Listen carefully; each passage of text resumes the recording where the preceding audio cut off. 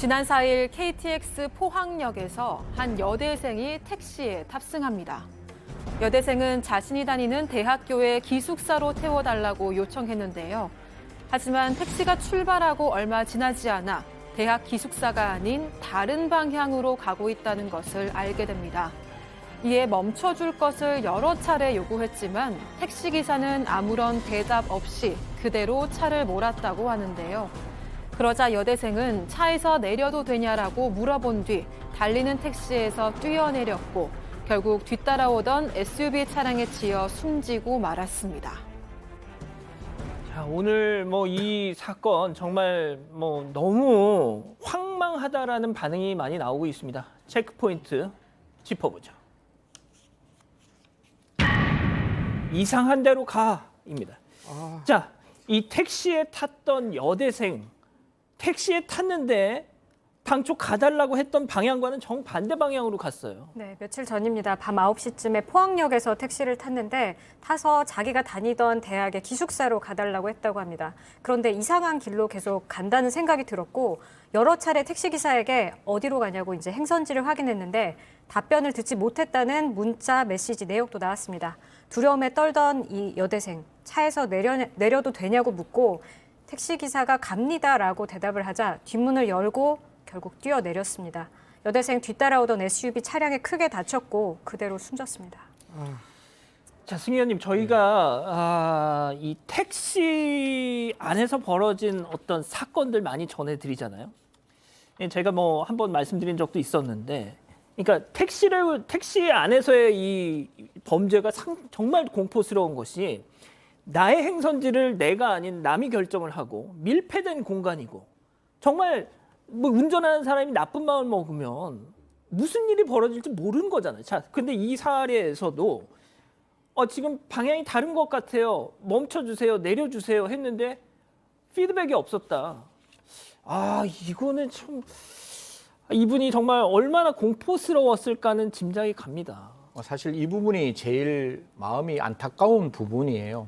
저희들이 뒤에서 계속 이야기를 하겠지만 택시 기사의 입장에서는 듣지 못했다라고 볼 수 있는 정황도 보이는 것이고 하지만 택시 승객의 입장에서는 이만큼 무서운 상황이 없을 거잖아요. 분명히 A란 대학교와 B란 대학교가 분명히 반대 방향에 있는데 반대 방향으로 가고 있는 택시 안에서 내 행선지가 아니니 다른 곳으로 가주세요라고 이야기하고 택시 기사에게 세워주세요라고 이야기했음에도 불구하고 택시가 아랑곳하지 않고 빠르게 달리고 있다면 그 승객이 느꼈을 그 공포심은 충분히 이해하고도 남을 수 있다라고 말씀드리겠습니다.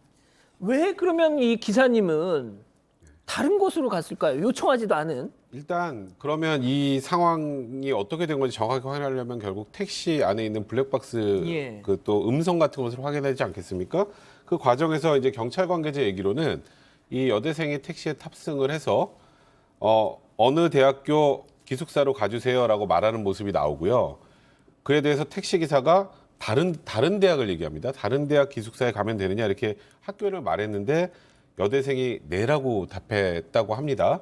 일단 사건 이후 택시 기사는 행선지를 잘못 알아듣고 다른 대학 기숙사 방향으로 달렸다는 취지로 진술했는데 택시 기사가 청력이 좋지 않아서 보조 장치를 사용하고 있었던 것으로 알려진 상황입니다. 예. 양 변호사님, 저는 이제 그래요. 이게 블랙박스 영상 기록도 있고 또 지금 청력이 좋지 않아서 이 보조 장치를 착용한 상태였다. 자, 그런데 기사님 지금 다른 방향으로 가고 있는데 뭐죠? 내려주세요라고 이렇게 얘기를 하면 반응은 있었어야 되는데. 그러니까 그거를 아직은 정확히 알 수가 없잖아요. 예를 들어서 목소리를 얼마나 높여서 이렇게 다시 물어봤는지 혹시라도 이제 이렇게 손으로 이렇게 쳐다봐 달라고 할 수 있을지 이런 것들을 알 수가 없으니까 좀 답답하고 뭘로 속단하기는 어렵습니다만 일단 그 여학생 입장에서는요.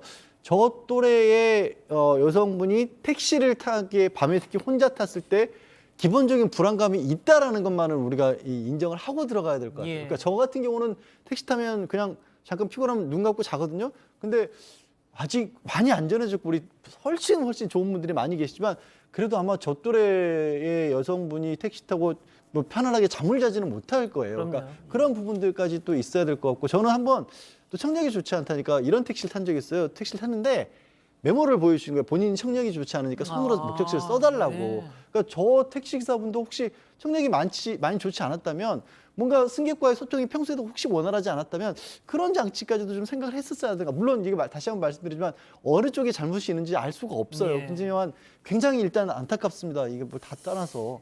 그리고 제가 이 아직 뭐 경찰의 공식 발표 내용은 아니지만 이 보도 내용 일부를 제가 봤더니 지금 뭐 다들 뭐 마찬가지시겠지만 지금 마스크를 착용하고 있지 않습니까? 청력도 좋지 않은 상황에서 또 마스크를 쓴 상태에서 서로 대화를 하다 보니까 이게 더 커뮤니케이션이 좀 어려웠다 이런 내용도 지금 나오곤 있더라고요. 자, 그런데 백 변호사님, 네.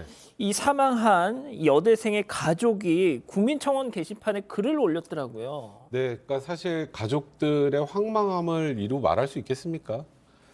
누나가 왜 달리는 택시에서 뛰어내려만 했는지 누나의 죽음을 바로잡고 싶습니다. 이런 내용의 글을 올렸는데요. 이 사망 관련 기사들이 인과관계가 생략된 채 보도되고 있어서 누나가 왜 그런 무서운 선택을 했는지 사람들이 함부로 상상하고 이야기한다 이런 얘기를 했는데요. 사고가 나기 10분 전까지만 해도 누나는 남자친구와 함께 가족, 친구들의 선물을 어떻게 나눠줄지 그런 행복한 고민을 했지만 믿기 힘든 사고를 당해서 내가 누나의 선물을 전달해야 했다. 이런 안타까운 내용의 국민청원 게시판에 글도 올라온 상황입니다. 지금 이게 또 사건이 너무 또 먹먹한 것이 그 마지막 순간에 자신의 남자친구 그러니까 택시에 태워준 남자친구와 나는 이 SNS 지금 나오네요. 저 내용이 공개가 됐습니다. 예, 그렇습니다. 그러니까 택시가 출발하고 한 4분 정도 지났는데 엉뚱한 곳으로 가니까 남자친구에게 메시지를 보낸 거예요. 나 무섭다. 엉뚱한 데로 간다. 그리고 말을 걸었는데도 대답을 안 한다. 심지어 엄청 빨리 달린다라는 내용이 있어요. 그러니까 이게 그것도 뭐 아직 확인된 건 아닙니다만 그러면 이중으로 불안해지는 거잖아요. 잘못된 방향으로 밤에 자신이 예상했던 것과 다른 곳으로 달리고 있고 빨리 달리고 있고 말 걸어도 무섭고 남자친구가 이게 세워달라고 하는 소리까지도 들었다는 거예요. 전화를 들었을 때. 근데 대답이 없었고 이 남자친구가 내가 얘기할 테니까 바꿔달라고 했는데 그때 아마 내렸던 모양이에요. 그 쿵 하는 소리가 남자친구가 들렸다라는 겁니다. 그때 차에서 내렸군요. 네. 그리고 나서 남자친구는 계속 내가 가겠다. 경찰에 신고할게라고 메시지를 보냈지만 더 이상은 확인할 수 없는 상태가 돼버린 거죠. 저는 이 남자친구도요. 스스로가 되게 사실 남자친구가 잘못한 건 없지만 당연하죠. 내가 못 구했다는 생각이 들 것 같아서 너무 지금 지금 누구를 탓해야 될지 모르겠습니다. 너무 안타깝습니다. 정말. 예. 이 피해자가 중간에 내린 그 지역이 도심의 교통체증을 분산하기 위해서 만든 국도 대체 우회도로여서 교차로와 신호등이 없고 시속 80km까지 달릴 수 있는 고가도로였다고 합니다. 승현님, 그러니까 이게 기사님 문제를 일단은 뭐 논외로 하더라도 본인이 얼마나 이 공포심이 엄습을 했더라면 그렇게 시속 80km 고가도로에 이렇게 그냥 달리는 택시에서 내렸을까? 이게 참 이게 누구를 차라리 진짜 범인이 있고 나쁜 사람이 있으면 그 사람을 탓하면서 막 이렇게 하겠는데 이게 지금 그럴 수 있는 상황이 아니잖아요. 그래서 블랙박스에 있는 내용을 조금 더 면밀하게 세밀하게 검토를 해야 됩니다. 분명히 마지막에 아저씨 세워주세요. 아저씨 세워주세요라는 그 목소리가 얼마만큼 강력하고 얼마만큼 절박했는지도 좀 살펴봐야 되는 것이고 뭐 가끔 댓글에 보면 4분 만에 어떻게 그렇게 오해할 수 있느냐 이건 분명히 택시 안에서 운전 잘못되니까 충분히 더 다음 조금 더 시간이 있으면 좋지 않겠느냐 이런 말씀도 계시던데 분기점이 다르면 분명히 방향이 다른 거예요. 내가 왼쪽으로 가야 되는데 차가 딱 오른쪽으로 가는 순간 저도 그 도로를 알고 있는데 그 도로 진입하면 그다음부터 돌아올 수 없는 길이거든요. 그런 길 속에서 그 피해자가 느꼈을 80km는 그 운전자에게 세워주세요라고 말했음에도 불구하고 똑같은 속도로 간다고 할지라도 체감적으로 느끼는 속도는 훨씬 더 빨랐을 것이다 라는 생각을 하기 때문에 물론 이거는 나중에 살펴봐야 되고 누구를 비판하거나 누구에게 정죄할 수는 없지만 분명히 그 내용은 확실하게 살펴서 그 피해자의 동생이 있잖아요. 인과관계가 밝혀지지 않고 우리 누나는 사망했다. 그 인과관계가 좀 제대로 밝혀져서 사망한 사람의 그 영혼을 우리가 좀 달래줘야 되지 않을까 그렇게 생각합니다. 알겠습니다. 두 번째 사건 이렇게 정리하고요.